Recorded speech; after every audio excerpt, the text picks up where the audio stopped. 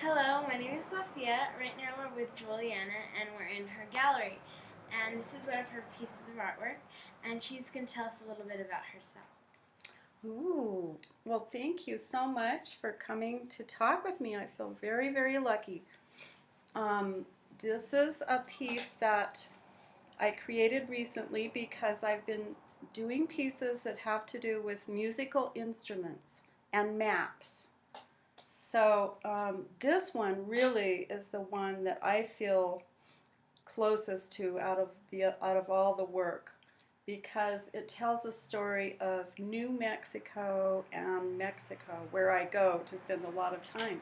So it kind of tells the story that I've been learning little by little myself over many years of living here and spending time in Mexico.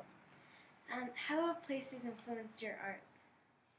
Well, a lot, a lot, a lot.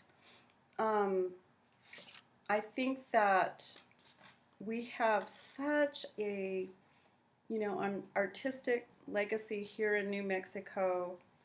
There's so many great artists here and native people that have their traditions that I've learned from, and so many just, really good ideas, but also traditions that have influenced me so much. I feel really lucky to be living in a spot where there's such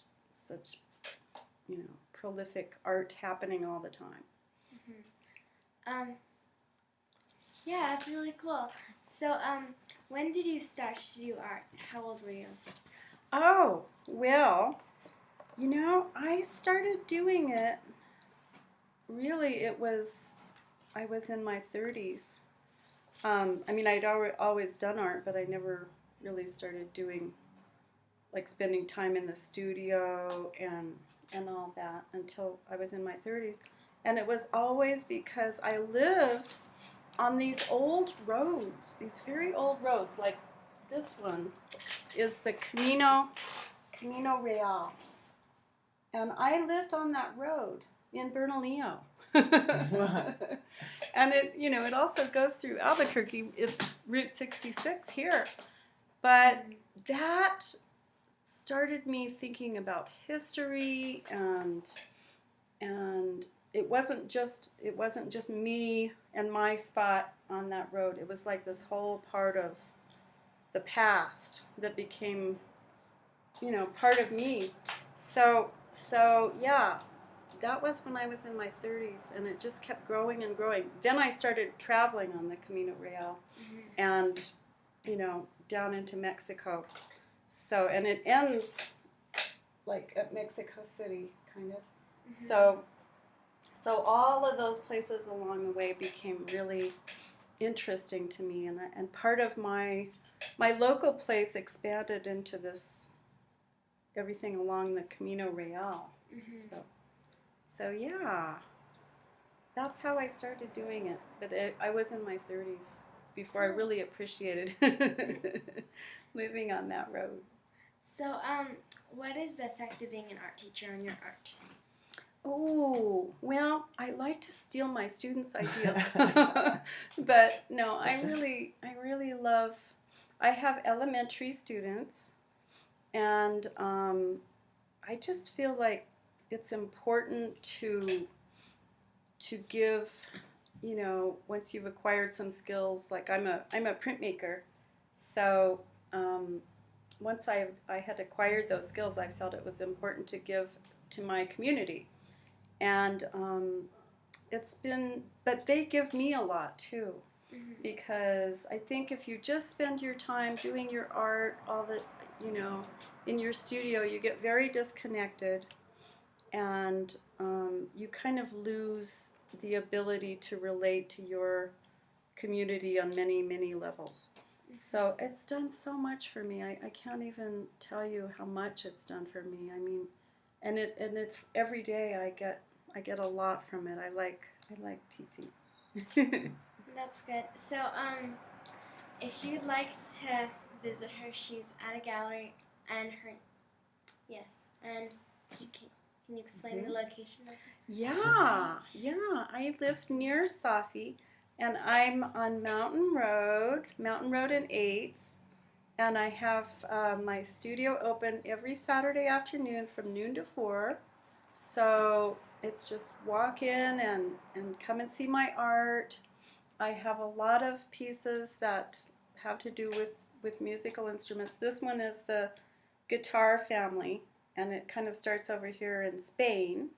That's Spain. That's a Moorish person coming to Mexico, and and then in this part, it has the mariachi. So that's just an example of of one of them that I made. But I have others that have other parts of the world. So yeah, every Saturday afternoon, Mountain Road and 8th, the northwest corner. Hey Sophie, maybe you and Julianna want to walk around the studio together, and we can. I got it. You sure? Yes. Okay. And you can see Julianna's studio and her work. Yeah, there's my work. Here's my little press that I use to make my linoleum block prints on, and this is a linoleum block print. There's a lot of printmaking elements in these pieces, and then here's the linoleum blocks you can see right there, and I roll them with ink, and then I put my paper down, and then I put them on the press here and just cover it and turn it, and it goes through. Just putting some pressure on the paper and the ink and the linoleum blocks so that it comes out with the paper absorbs the ink and makes a print. So yeah. It's amazing that something so simple Yeah. be the tool, your main tools. Right. And I love the linoleum block because it's so, it's very light and portable. You can take it with you traveling. And yeah, I really like that quality. I don't have to have any fancy, and I can just print them with a spoon too if I want to. So I don't have to use the press.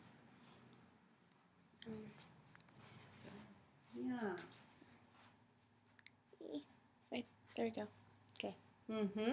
Here's another piece that I did with collaging prints that I had completed earlier.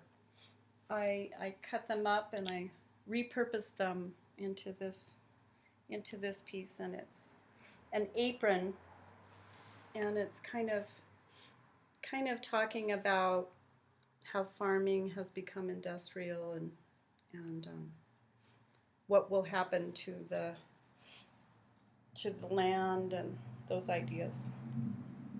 So Okay, that was Julianna. Bye.